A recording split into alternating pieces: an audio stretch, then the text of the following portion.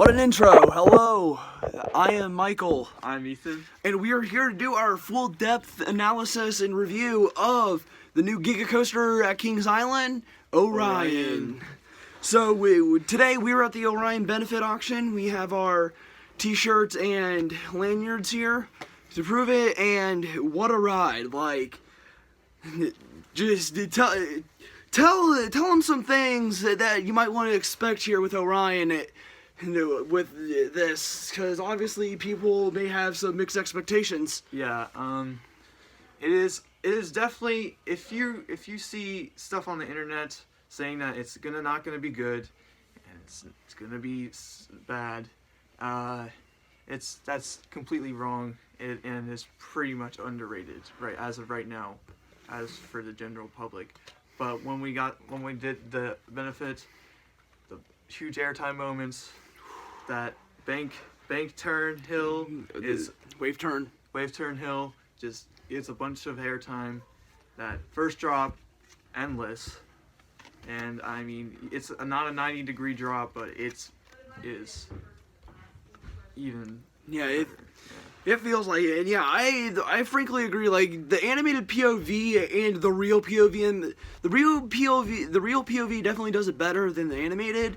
The animated POV does not give it justice at all. Like, the animated POV just sucks, but like writing it in real life, like no matter where you are, the drop feels like 90 degrees, because we were in the fourth row, it felt like 90 degrees, back row 90 degrees, and yeah, you're like, the start to finish, you are flying throughout the entire layout, like no matter what. And for all you enthusiasts out there, you shouldn't complain. This ride has no mid-course brake run and no straight track. This is pretty much your ride, except it should be longer. And it might be surprising, but the last drop on the ride gets an exceptional amount of airtime. Yes, like I kind of thought that there would be like a small pop in the back seat, but it is actually a lot more airtime than I thought it would be.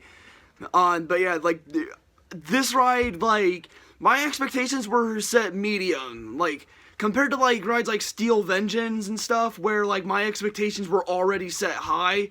This was kind of low, because I didn't expect this to be one of the best rides ever, and this isn't going to beat out Steel Vengeance as my favorite, but it sure is a good ride, because again, start to finish, you're just flying through the layout and everything, and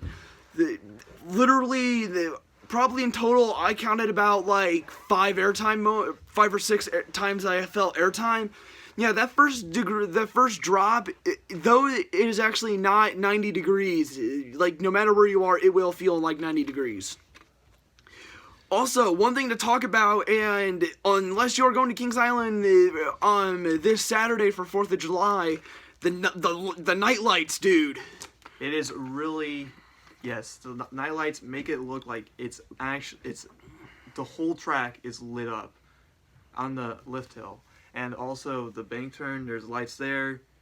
It's kind of like Millennium Force's light package, but it's way better. Yeah, it expands out way further than Millennium Force here.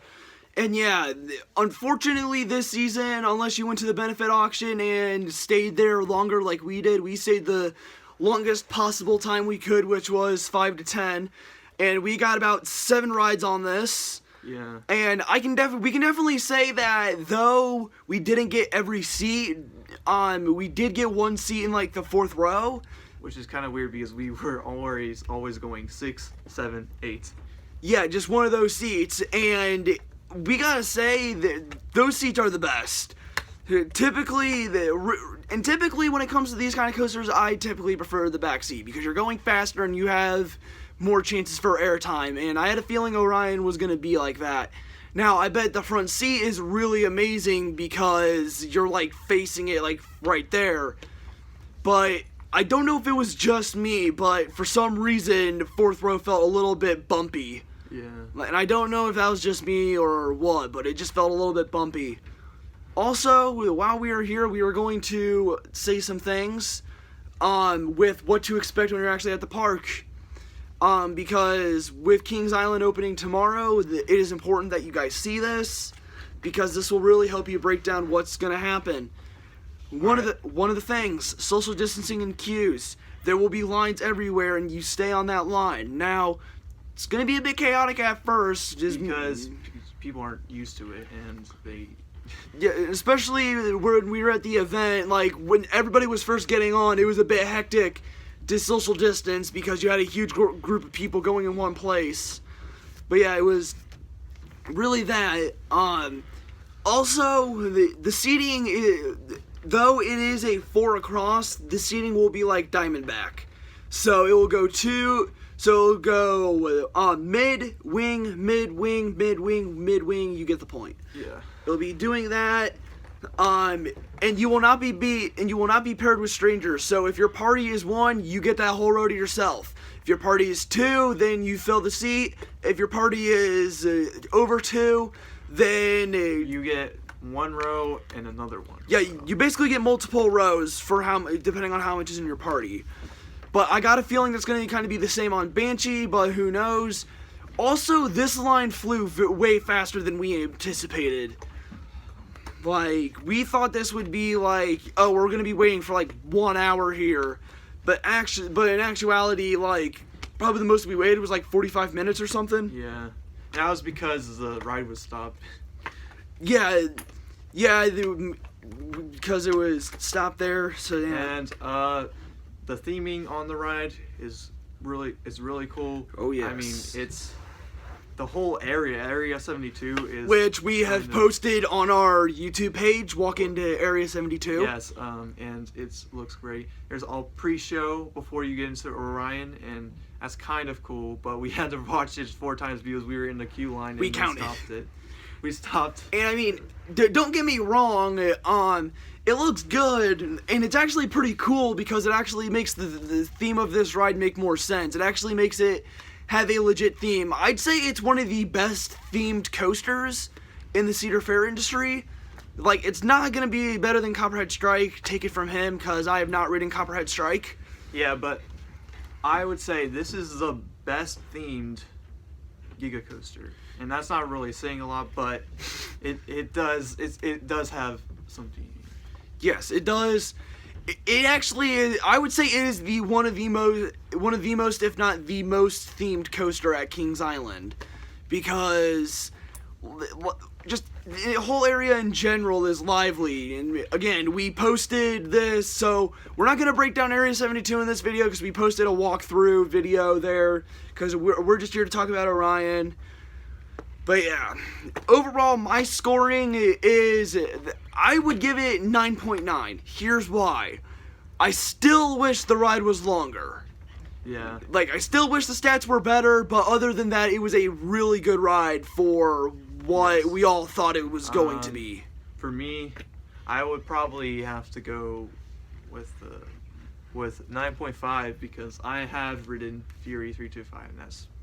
I think it's just a little bit better than this ride. Yeah, he's ridden the definitive one. I've only ridden Millennium Force and Orion.